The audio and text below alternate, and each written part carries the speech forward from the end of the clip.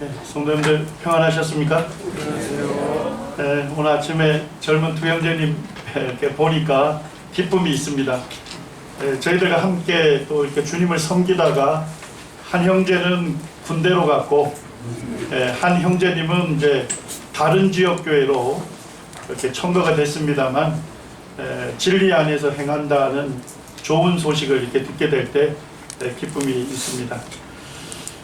오늘 이제 말씀 교제는 사실 이제 제가 소아시아 7교회에 대해서 계속 교제하고 싶은데, 이제 그리스도인 훈련원에서 마지막 시대에 대한 그 종말론 강의를 준비하고 있습니다. 그런데 주님께서 제 마음에 이 마지막 시대에 일어날 일들을 성도님들과 함께 교제하고, 또 우리가 살고 있는 시대가 어느 시대인지, 또 우리가 어떻게 주님을 섬겨야 할지 이렇게 그 교훈을 나눴으면 좋겠다 하는 마음을 주셨습니다.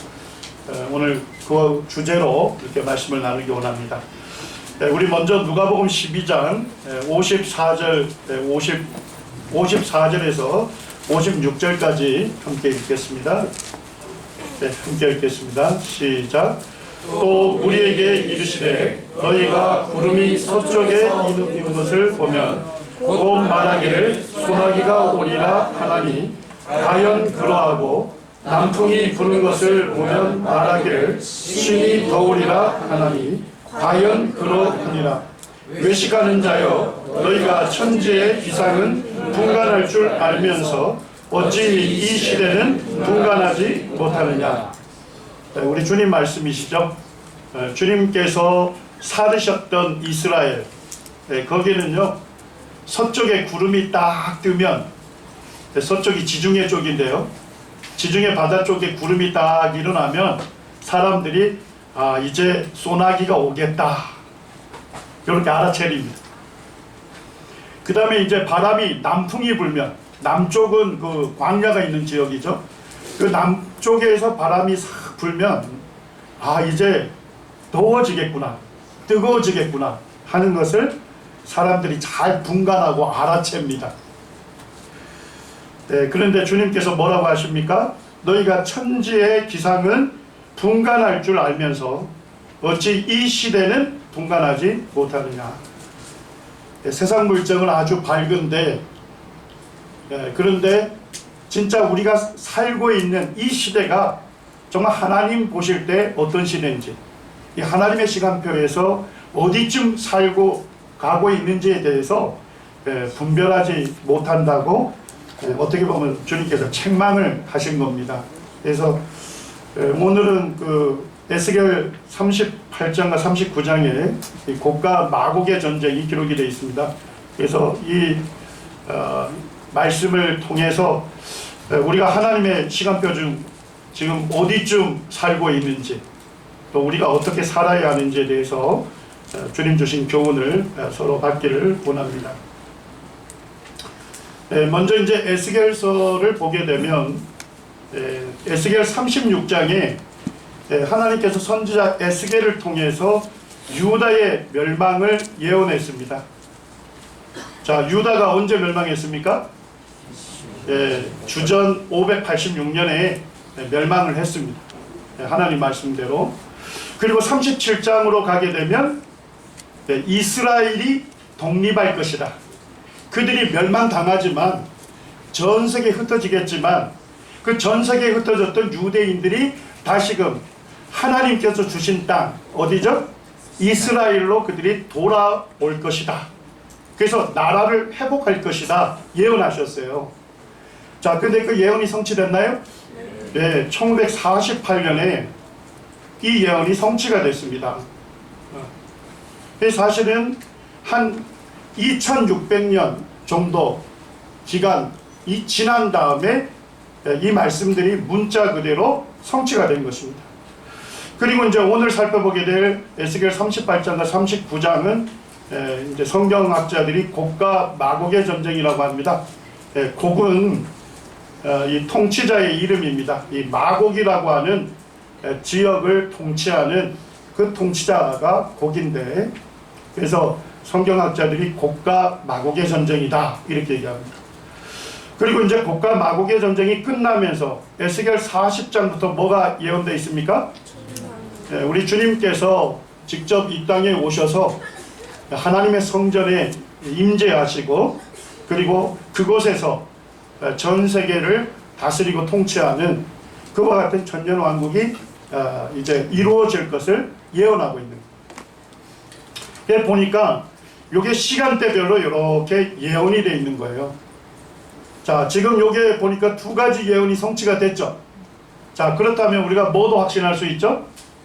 앞으로 이루어질 사건들, 곡과 마곡 전쟁, 그것이 끝나고 우리 주님이 친히 다스리는 천년왕국도 뭐 할 거라 확신할 수 있어요? 그대로 이루어질 것을 확신할 수가 있는 것입니다. 에스겔 38장 16절에 보면 이제 이 곡의 전쟁에 대해서 설명을 하고 있습니다. 우리 같이 한번 읽으시죠. 에스겔 38장 16절입니다. 시작. 구름이 땅을 덮음같이 내 백성 이스라엘을 치러 오리라.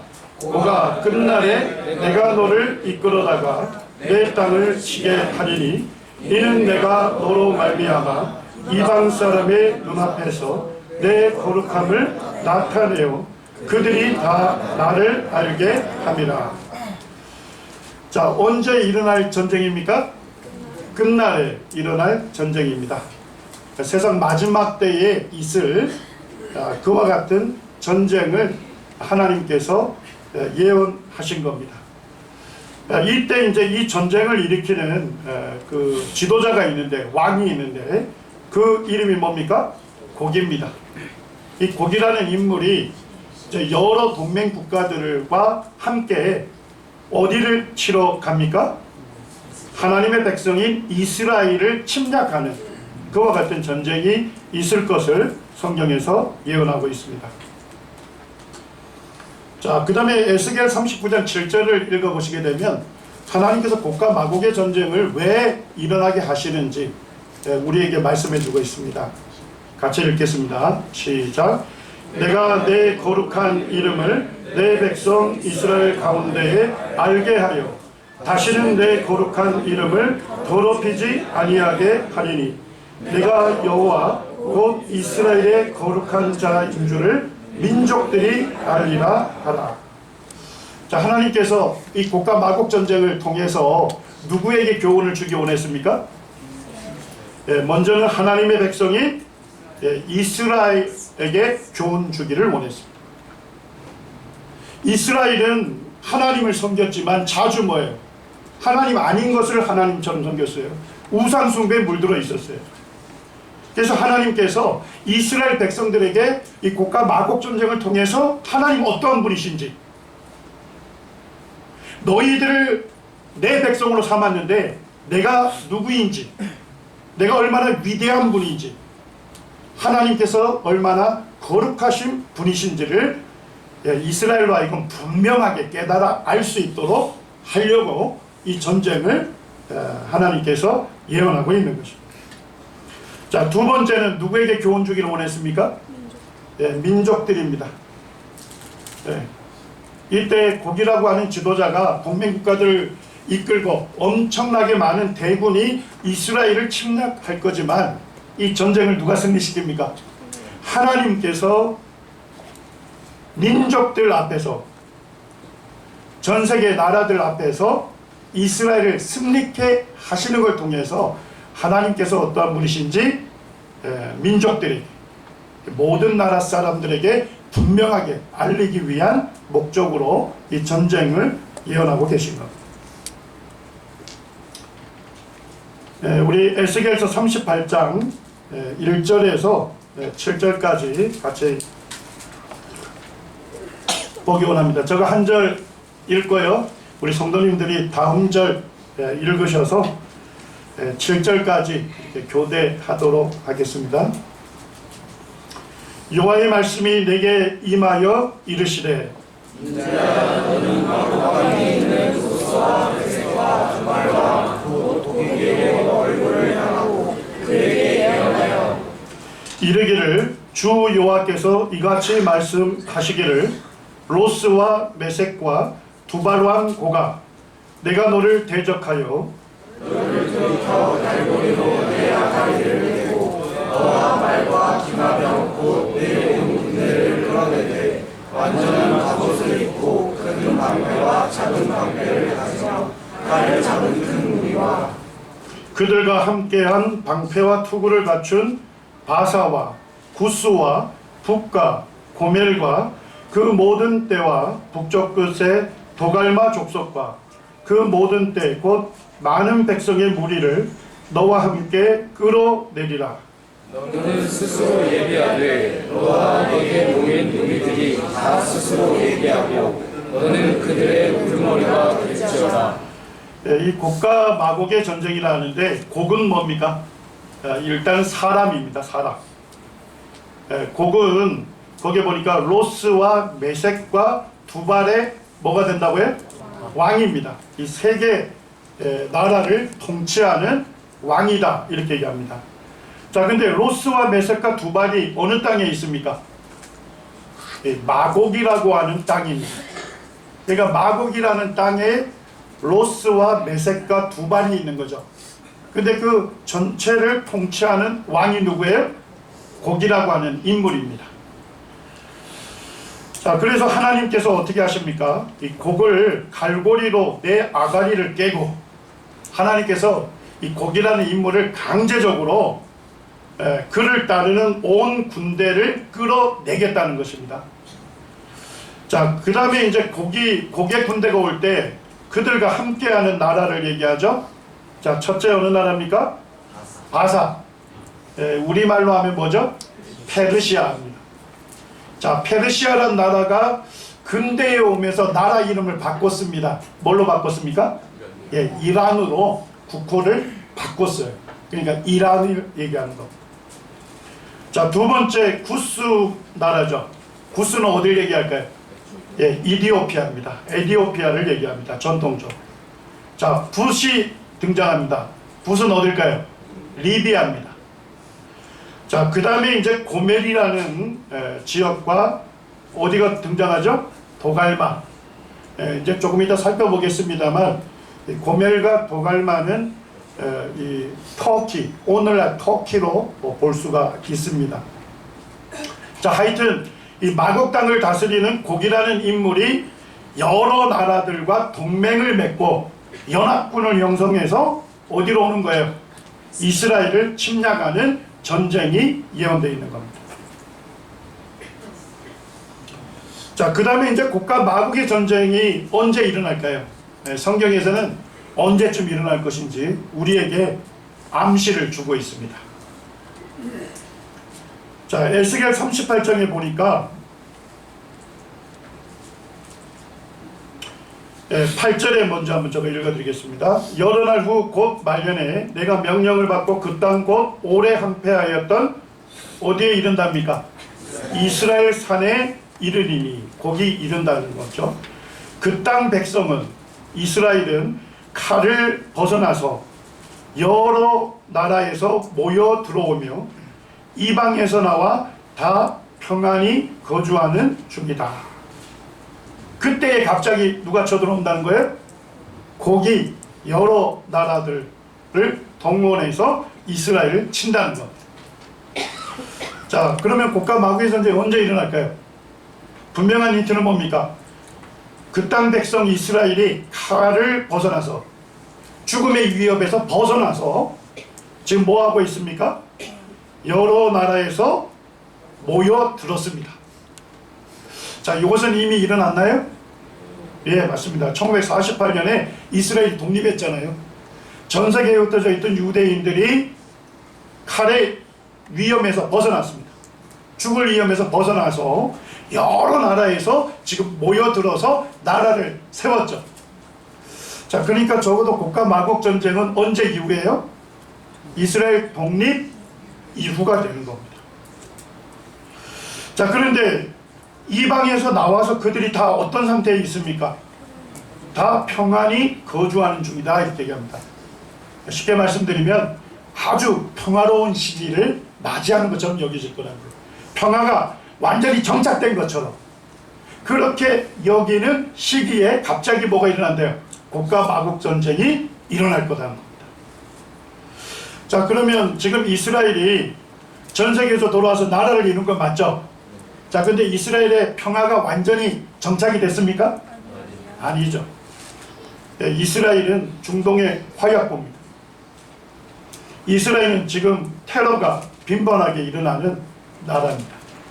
제가 2년마다 이스라엘을 방문하는데 사실은 목숨 걸고 가는 거예요. 예. 이스라엘은 테러가 지금도 위협을 한 나라입니다. 자, 평안히 거주하는데 어느 정도였습니까? 뭐도 없대요. 성벽이 없답니다. 지금 이스라엘에 가시게 되면 그 팔레스타인 지역하고 이스라엘 유대인들 사는 지역에는 뭐가 쳐져 있습니까? 엄청나게 큰 장벽이 쳐져 있습니다. 네. 그 장벽이 사람이 뛰어서 넘을 수 없는 장벽입니다. 적어도 4m 이상 되는 높은 장벽으로 이스라엘 사람들을 보호하고 있어요. 자, 근데 이 전쟁이 일어날 때는 뭐가 없는 거예요? 이 장벽도 다 철거가 될 겁니다. 그리고 문이나 빗장이 없어도 염려 없이 다 평안히 거주하는 백성에게 나아가서 물건을 겁탈하고 노략하는 전쟁이 일어날 거다. 자, 가만히 보니까 지금 현재 국가 마국 전쟁이 일어날 가능성이 있나요? 지금은 아닌 것 같죠. 돌아와서 그들이 뭐예요? 평화가 이제는 더 이상 중동 이슬람 국가들과 전쟁이 없고, 야, 이제는 우리가 드디어 평화를 이루었구나, 이렇게 여기는 시점이 될 겁니다. 그때에 국가 마국 전쟁이 갑자기 일어나면서 이스라엘에 있는 물건을 겁탈하고 노략하는 그와 같은 무리들이 쳐들어올 거라는 겁니다. 자, 그러면 국가 마국 전쟁 언제 일어날까요?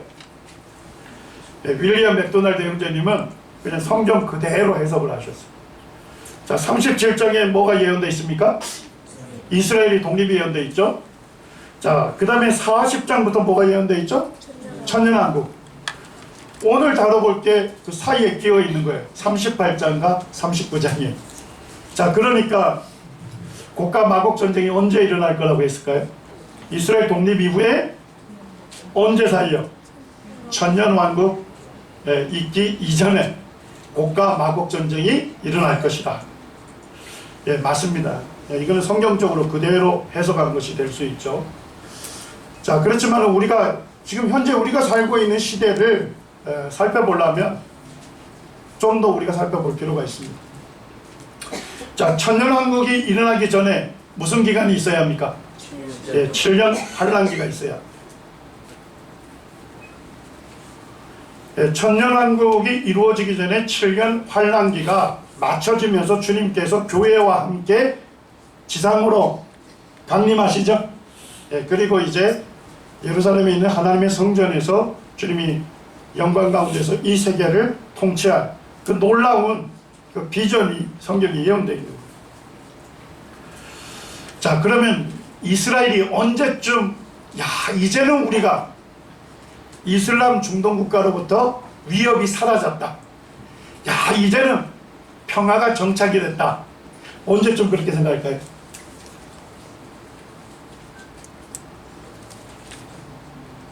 언제쯤 그렇게 생각할까요? 주님께서 이 시대를 분간하라고 했습니다. 네. 오늘날 이 시대를 살아가고 있는 우리는 하나님의 시간표에 어디쯤 가고 있는지 아셔야 돼. 그래야만 하나님을 바르게 섬길 수 있어. 네. 다니엘서 9장 27절에 보게 되면 70일의 예언이 나오죠.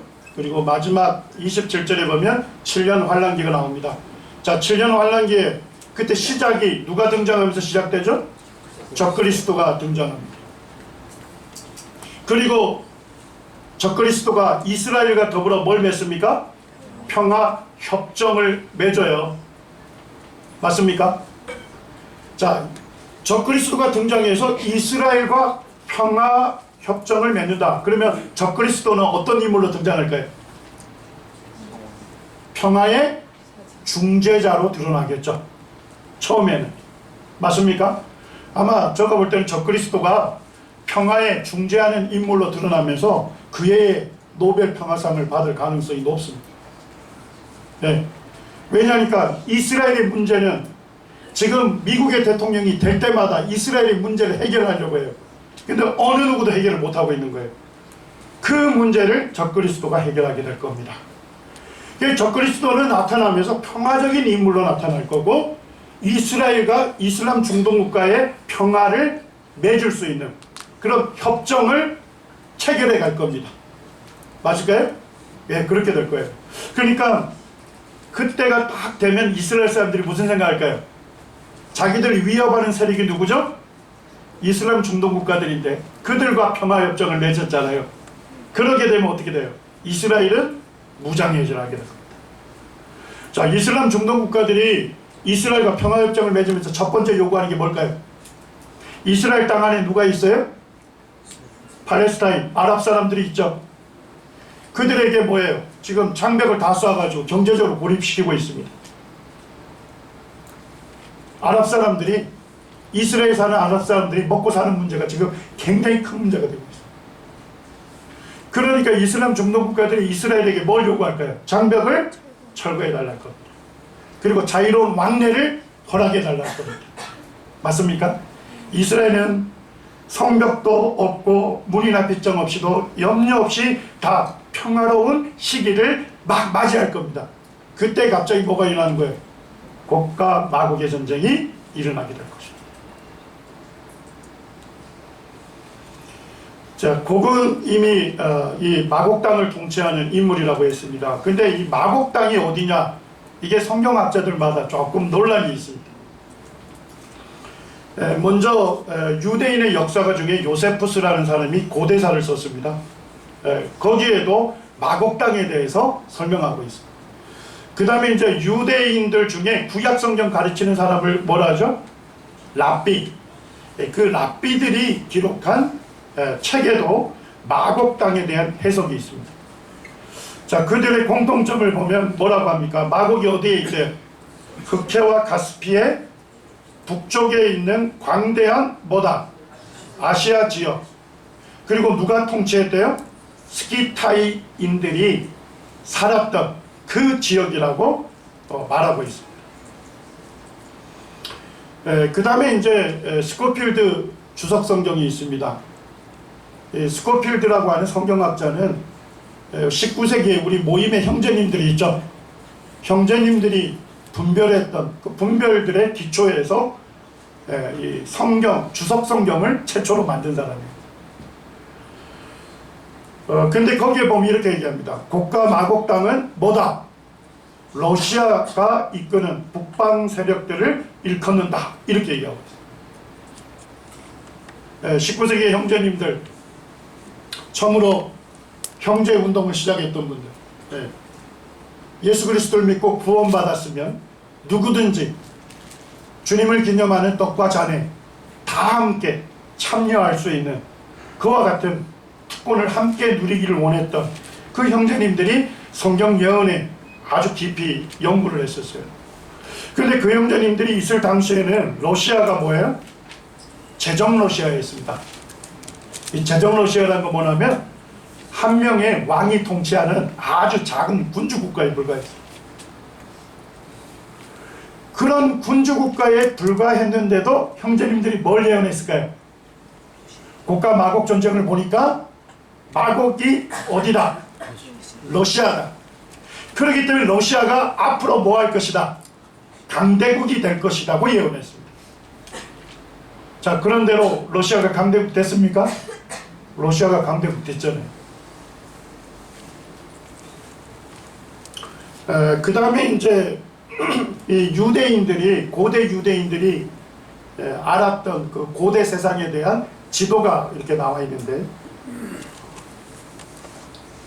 이게 아마 가장 오래된 그 유대인들의 지도로 알고 있습니다. 여기에 힌트가 굉장히 많더라고요. 첫째, 여기가 흑해입니다. 그리고 여기가 카스피해입니다. 자, 그런데 마곡 땅은 어디라고 했죠? 흑해와 카스피해 어느 쪽이요? 북쪽의 강대한 아시아 지역이 될 거다, 이렇게 했습니다. 자, 그러면 여기가 되겠죠. 요 위쪽이. 제가 이 지도를 보면서 좀 안타까운 게 있었어요. 왜 안타까웠을까요? 위쪽을 좀 자세하게 더 그려줬으면 좋았는데 위쪽을 덜 그렸어요. 그렇지만은 여기에 뭐가 기록이 되어 있냐면 마곡이 기록되어 있습니다. 마곡.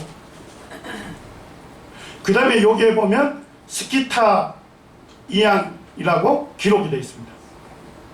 자, 그러니까 적어도 마곡 땅은 어디예요? 흑해와 카스피의 북쪽이 되는 거죠. 맞습니까? 자, 여기에 지금 어느 나라가 있어요? 러시아가 있는 겁니다. 러시아. 네. 자, 그 다음에 이제 보면 여기 메데페르시아가 여기에 기록이 되어 있고요. 그 다음에 여기에 있는 반도를 무슨 반도로 하죠? 아라비아 반도. 그래서 사우디 뭐라고 해요? 아라비아 이렇게 얘기하잖아요. 아라비아 반도에 있는 나라예요. 네, 거기에 보니까 스바, 그 다음에 드단이라는 지명들이 있습니다. 그 다음에 이제 여기가 어디입니까? 아프리카가 되겠죠. 여기 이집트는 미스라임이라고 되어 있는데, 자, 고가 마곡 전쟁에 이집트 참여한다고 기록되어 있나요?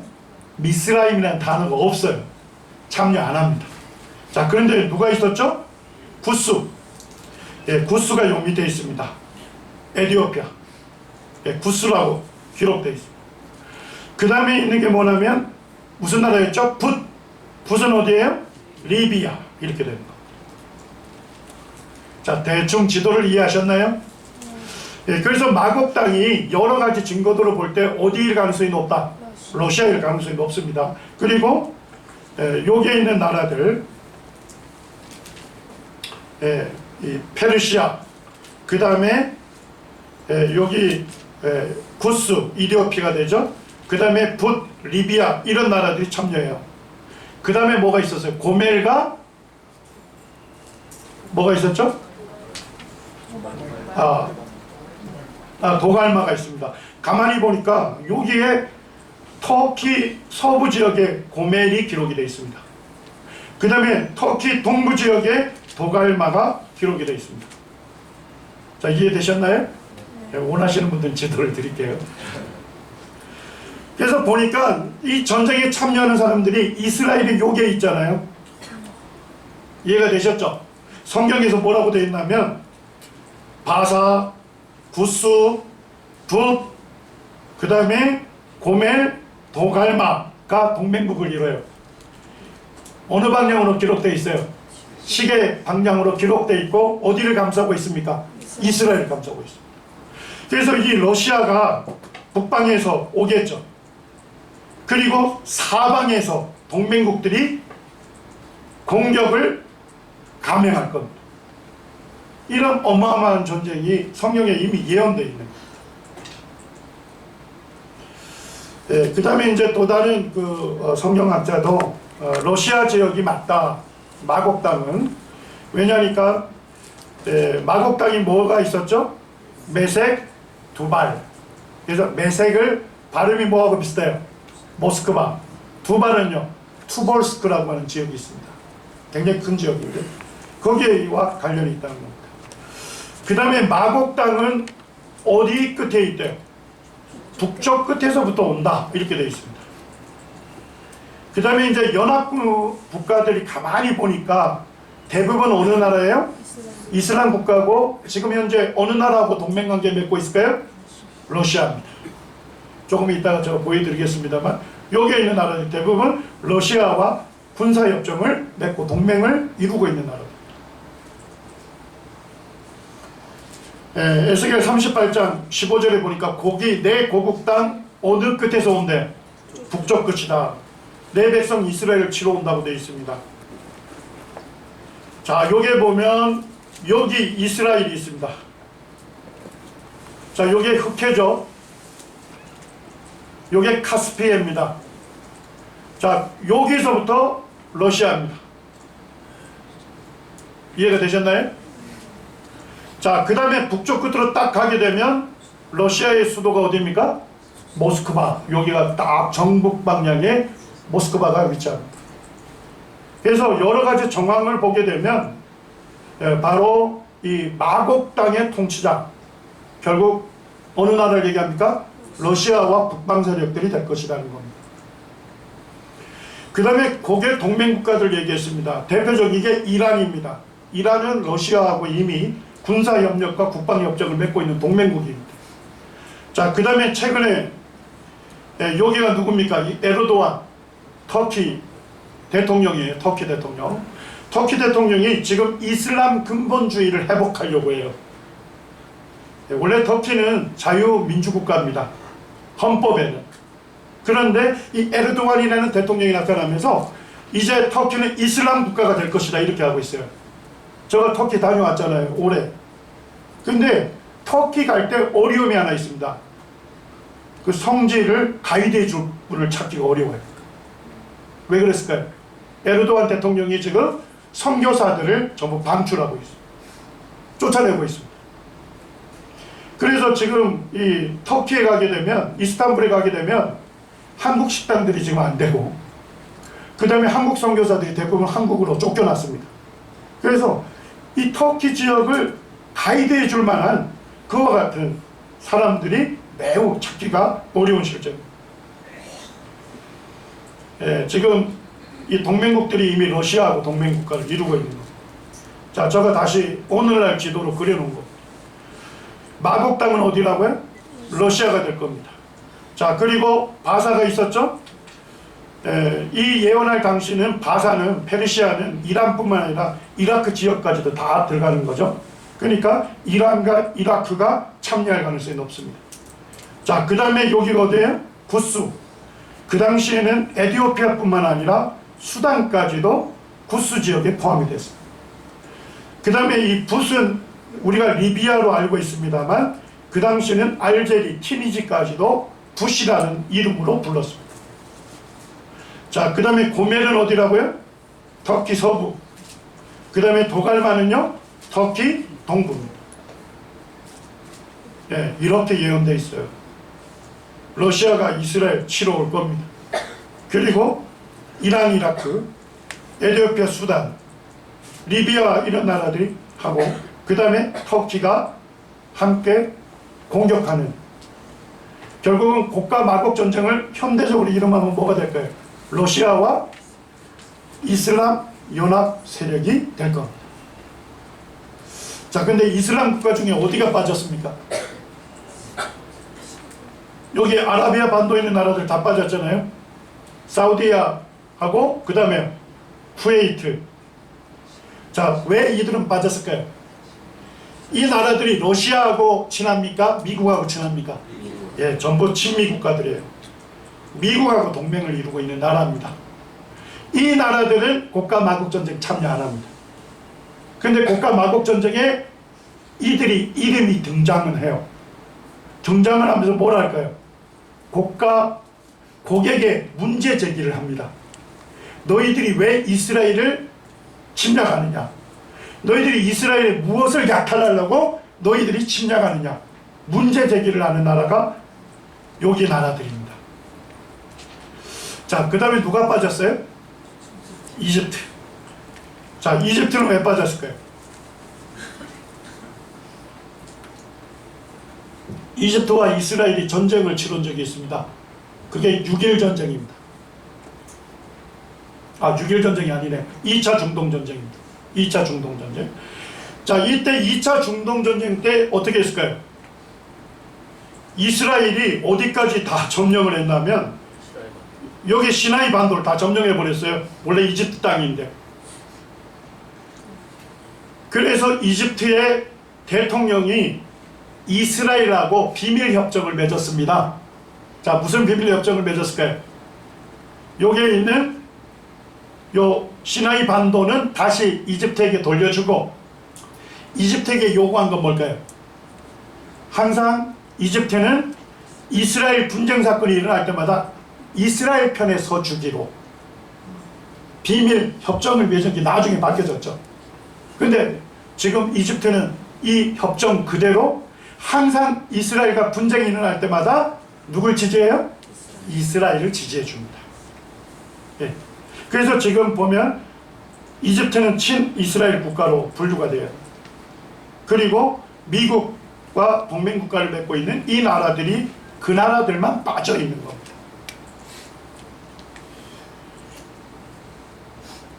그 다음에 이제 전쟁의 목적이 있습니다. 뭐 전쟁을 일으킨다면 어떤 목적이 있겠죠. 자, 어떤 목적으로 전쟁을 일으킬까요?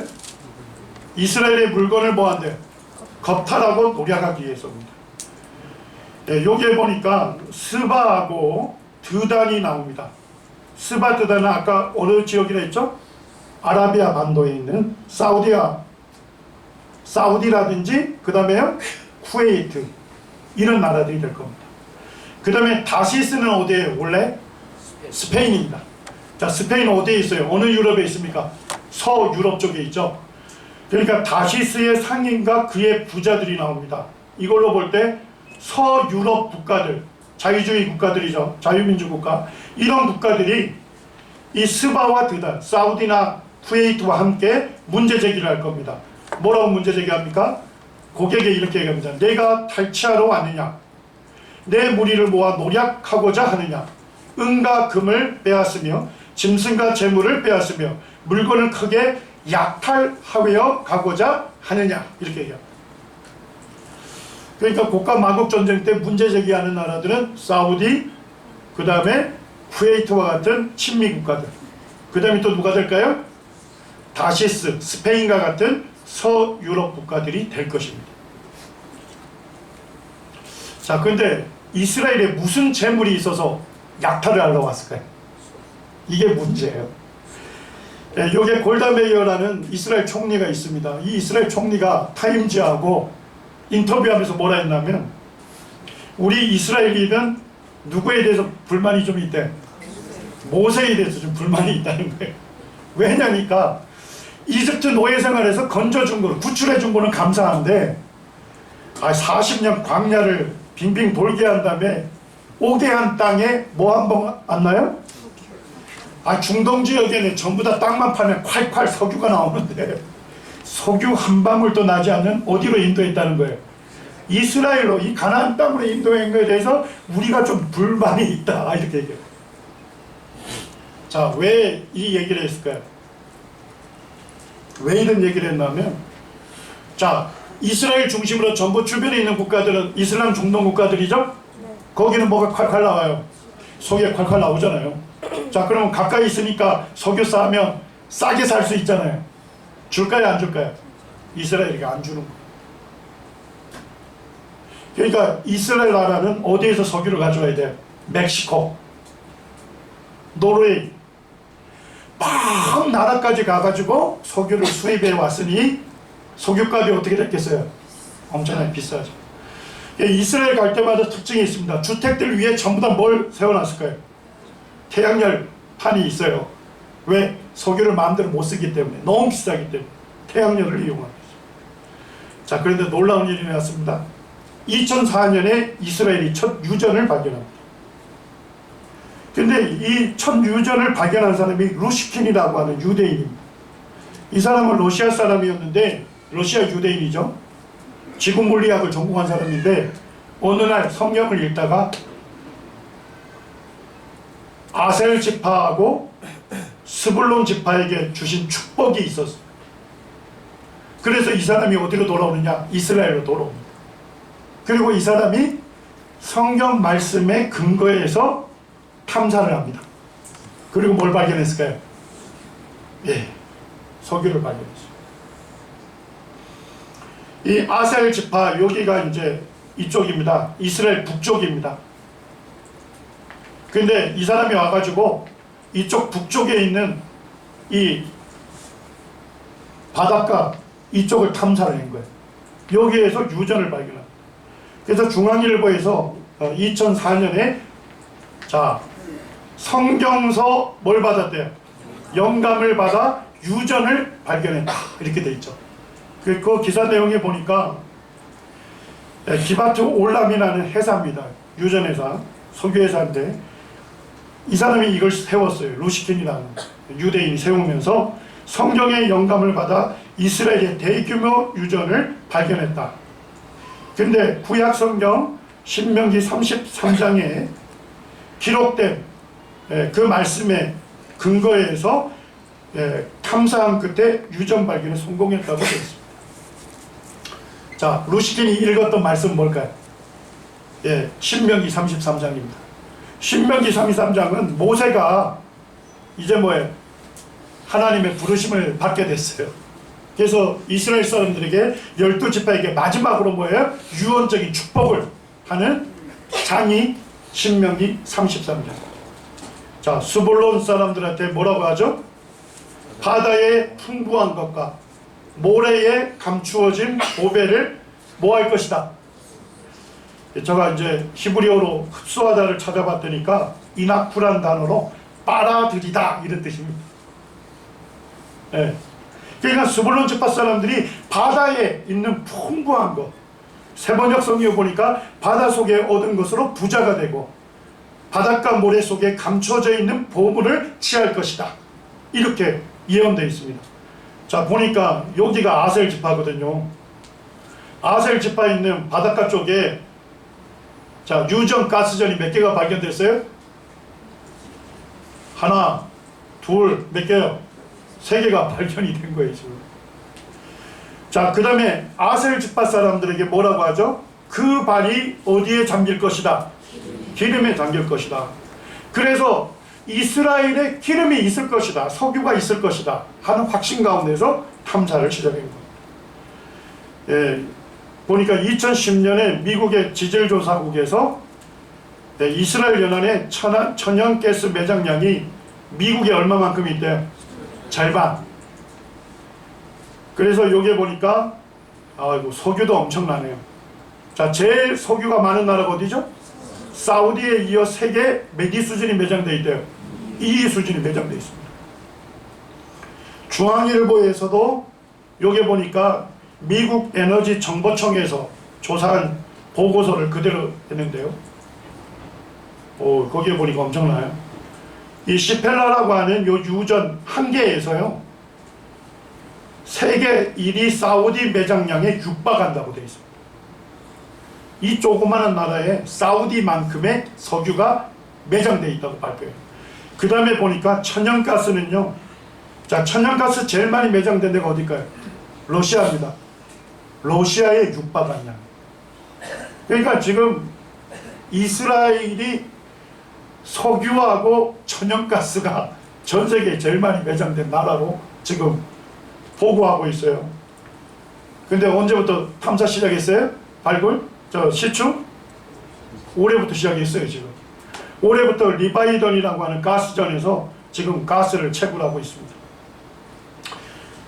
제가 뉴욕타임즈에서 2014년에 내용을 보면서 이게 성경을 굉장히 지지하는 내용을 거기서 얘기하고 있습니다. 그 제목이 이스라엘 가스가 평화를 위한 뭐가 될 것이다? 생명줄로 제공이 될 것이다. 그러면서 이렇게 얘기합니다. 이스라엘은 앞으로 생산하는 천연가스가 어디에 공급한대요? 그래서 이집트가 고가 마국 전쟁에 참여 안 하는 거예요. 항상 이스라엘 편에 서겠다고 협정을 했을 뿐만이에요. 그 다음에 요르단, 팔레스타인 자치정부와 화해를 위한 수단이 될 것이다. 그런데 놀라운 얘기가 있습니다. 그동안 서유럽 지역에서 천연가스 공급을 누가 했대요? 러시아가 했대요. 근데 러시아가 어떻게 했대요? 철권을 휘둘렀답니다. 왜요?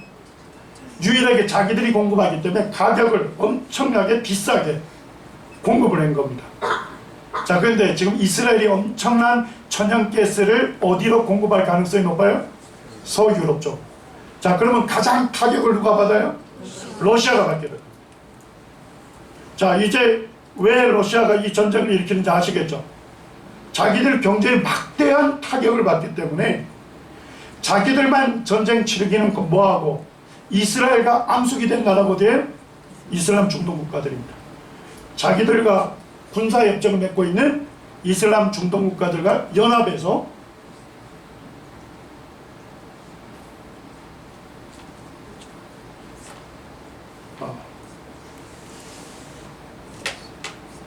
어디 접촉 불량이나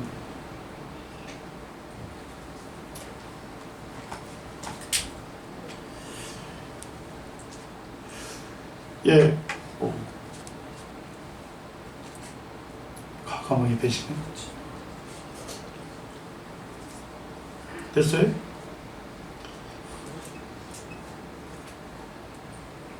예, 제가 그냥 진행하겠습니다. 거꾸로 나오네요. 예, 제가 이 빌 프로젝트의 문제를 많이 봤습니다만 거꾸로 나오는 것도 제가 생전 처음. 자, 마무리 짓겠습니다. 근데 2016년에 그 KBS 뉴스에서도 재밌는 얘기를 합니다. 러시아에서 지금 터키 이스탄불까지 뭘 관을 놓고 있죠? 천연가스 이 관을 지금 놓고 있어요. 그래서 이걸 놓는 이유를 두 가지를 밝히고 있어요. 첫째, 누구에게 준대요? 터키에게 공급하고, 또 하나는요, 유럽 시장 수출용. 자, 그러니까 러시아가 지금 막대한 돈을 들여서 이 지금 천연가스 이걸 지금 설치하고 있잖아요. 자, 그런데 이스라엘에서 엄청난 천연가스를 소유럽 쪽에 값싸게 공급한다 그러면 러시아에게는 엄청난 타격을 주게 될 것입니다. 자, 이 전쟁에 성경에서 예언된 것이 쑥 이해가 되시나요? 네, 그렇게 되어가고 있습니다. 그래서 이 러시아 쪽에서 오게 되고 이 나라들이 사방에서 이스라엘을 공격하게 되고, 뭐 2018년에 봤더니까 전 세계 핵탄두를 가장 많이 보유한 나라가 어디래? 러시아입니다. 아직까지. 그리고 이제 재밌는 시사 내용들이 있어요. 지금 보니까 러시아에서 키프로스 있죠. 키프로스에 요게 파포스 그 국제공항이 있습니다. 거기에 러시아 공군 주둔지로 이게 영구 임대를 받았습니다. 그 다음에 이제 러시아는 라마솔이라는 항구를 이 러시아 해군이 주둔할 수 있는 영구적으로 사용할 수 있는 임대를 받은 겁니다. 그 다음에 시리아의 타르투스 항에서 러시아의 해군이 주둔할 수 있는 기지로 구축하게 됐습니다. 자, 이제 그럼 뭐 할 수 있어요? 바로 이스라엘을 타격할 수 있는, 아주 갑작스럽게 전쟁이 일어날 수 있는 그와 같은 것들이 이루어지고 있습니다.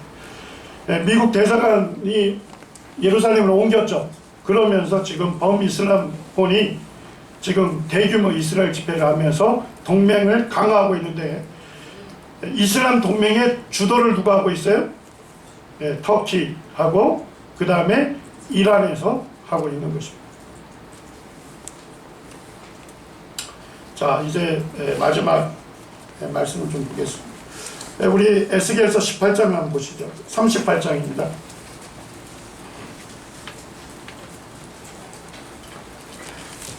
에스겔서 38장 18절입니다. 네, 같이 읽으시죠. 시작. 그날에 곡이 이스라엘 땅을 치러 오면 내 노여움이 내 얼굴에 나타나리라. 주 여호와의 말씀입니다. 자, 이 러시아가 이슬람 중동 국가들과 연합해서 이스라엘을 침략하게 될 때 이 전쟁을 누가 승리케 하십니까? 하나님께서 승리케 하실 겁니다. 오직 이스라엘 편에 누구만 서냐면 누가 쓸까요? 하나님만 씁니다. 사실은 친미 국가들이 문제 제기는 하지만 이 전쟁에 참여하지는 않습니다. 서유럽 국가들이 아마 문제 제기는 하겠지만 이 전쟁에 참여하지 않습니다. 이 전쟁에 이스라엘 편에는 오직 누구만 서요? 하나님 한 분만 쓰실 겁니다. 자, 어떻게 전쟁을 승리할 건지도 예언되어 있습니다. 자, 19절 같이 읽으시죠. 시작. 내가 질투와 맹렬한 노여움으로 말하였거니와 그날에 큰 지진이 이스라엘 땅에 일어나서. 자, 어떻게 전쟁을 적을 패하게 합니까? 큰 지진을 일으키실 겁니다. 자, 21절에 보시죠. 네, 함께 읽겠습니다. 시작. 주 여호와의 말씀이니라. 내가 모든 산 중에서 그를 칠 칼을 부르리니 각 사람이 칼로 그 형제를 칠 것이다. 자, 21절에 그는 누굴까요? 곡을 얘기하고 있어요. 곡. 네. 러시아의 지도자를 얘기하고 있습니다.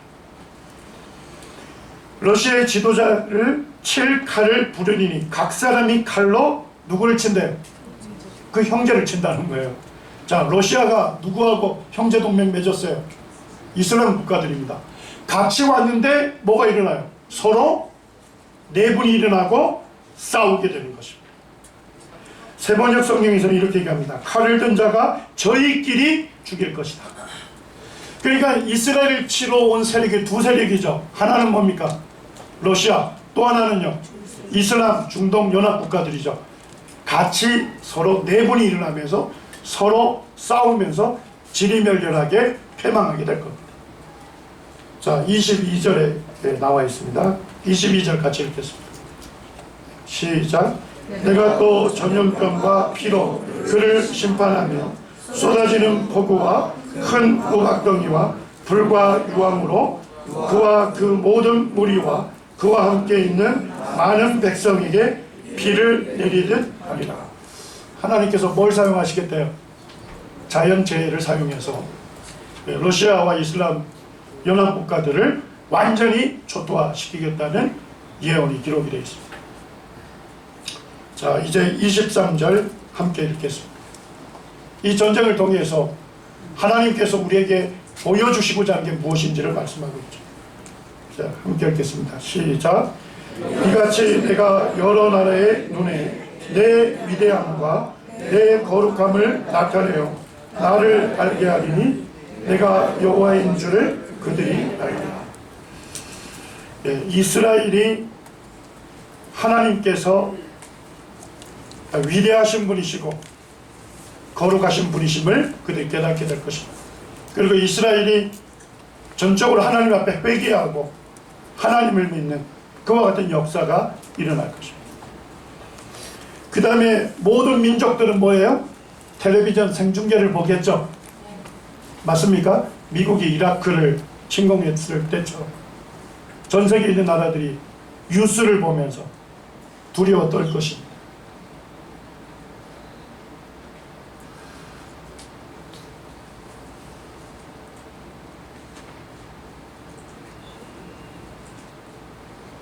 이와 같은 것들이 지금 이루어져 가고 있는 거예요. 네. 이스라엘의 총리가 유엔 연설에서 그렇게 얘기하고 있는 거예요. 우리 시대의 성경 예언이 뭐하고 있다고요? 실현돼 가고 있다는 것이죠. 네. 지금 성도님들이 성경을 살펴보게 되면 지금 현재 성경 예언이 성취돼 가고 있습니다. 그리고 국가 마국 전쟁이 일어날 수 있는 뭐가 준비되고 있습니까? 분위기가 준비되고 있는 거예요. 네, 그런데 이스라엘이 뭐예요? 아, 이제 평화롭구나. 야, 이제는 위험으로부터 벗어났다. 이렇게 여길 때 갑작스럽게 국가 마국 전쟁이 일어나죠. 자, 우리 성도들이 이 전쟁을 볼까요? 보지 못할 가능성이 꽤 높죠. 왜 그렇습니까? 7년 환란기가 누구에 의해서 시작해요? 적그리스도에 의해서 평화협정으로 맺고 시작이 되죠. 그때 일어날 가능성이 높습니다. 바로 왜냐니까 성경에 뭐라고 예언되어 있냐면 이 말씀에 보면 죽은 사람들을 매장하는데 7년이 걸린다고 되어 있습니다. 자, 그럼 환란기간이 몇 년이에요? 7년이죠. 자, 그러니까 적어도 뭐예요? 적그리스도가 등장해서 평화협정을 맺기 바로 전에 평화무드시기든지 아니면 7년 환란이 막 시작하는 그 시점에 국가 마국전쟁이 일어나게 될 것입니다. 우리 성도님들이 못 볼 가능성이 높습니다. 지금 이와 같은 무드가 진행되어 가고 있다는 것은 우리가 주님을 우리 세대에 보게 될 가능성이 높습니다. 한 말씀 읽고 마치겠습니다. 고린도전서 15장 52절 58절만 읽겠습니다. 거꾸로 서 있어가지고 보기가 매했네. 고린도전서 15장 52절 58절 두 구절만 읽겠습니다. 52절 먼저 읽겠습니다. 시작. 나팔 소리가 나매 죽은 자들이 썩지 아니할 것으로 다시 살아나고 우리도 변화되리라. 58절입니다. 시작. 그러므로 내 사랑하는 형제들아 견실하며 흔들리지 말고 항상 주의 일에 더욱 힘쓰는 자들이 되라. 이는 너의 수고가 주 안에서 헛되지 않는 줄 알며. 우리 성도님들 주의 일에 더욱 힘쓰시기 바랍니다. 지금까지 어떻게 살았느냐 매여 있지 마시기 바랍니다. 사단은 늘 우리에게 얘기하기를 너가 지금까지 이렇게 살아왔는데 이렇게 그냥 살으라는 거예요. 사단이 하는 겁니다. 그렇지만 주님은 우리에게 더욱 힘쓰는 자가 되라. 왜냐니까 너희 수고가 주님 안에서 뭐하지 않는다고요? 덧되지 않습니다. 김정원 형제는 제 살아있는 시대에 주님의 다시 오심을 소망합니다. 제가 백발이 되기 전에 주님께서 부르실 소망을 갖습니다. 주님 약속하셨기 때문에 주님 약속은 그대로 이루어지는 것입니다. 우리 성도님들 주님 안에서 더욱 힘쓰는 성도님들 되기로 합니다. 충성스럽게 주님 섬기다가 오시는 주님 영광 중에 영접하는 우리가 되기를 원하는 마음이 있습니다.